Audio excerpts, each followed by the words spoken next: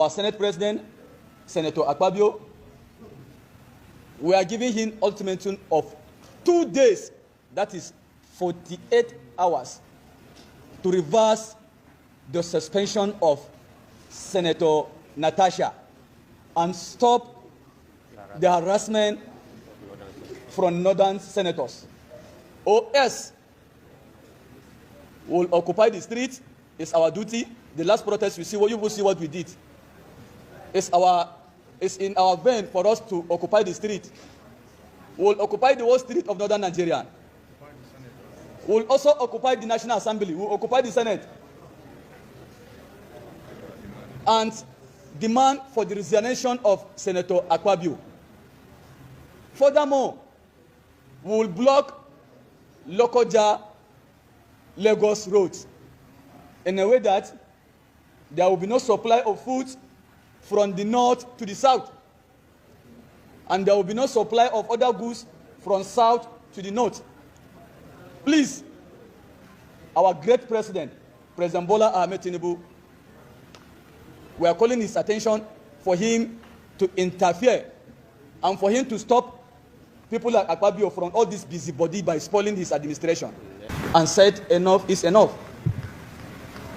If you could remember, I think before the Senator Natasha and Akpabio Sega, it was Abdul Ningi versus Akpabio.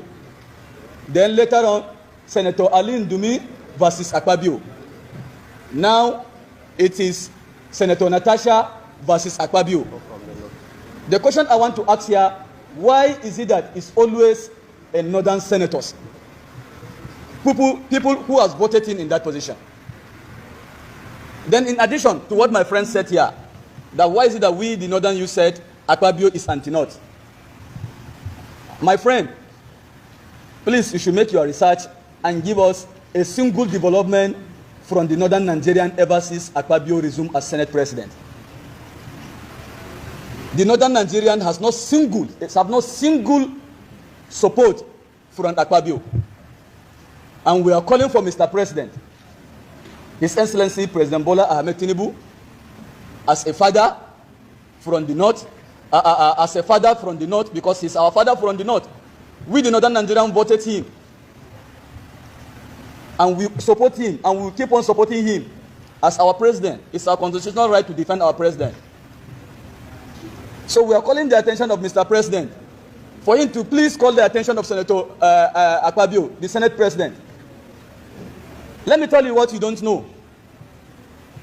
Akpabio stopped the project of NLNG gas pipeline project that will link from Kogi State to Kaduna to Kanu, in fact, to other African countries, Morocco.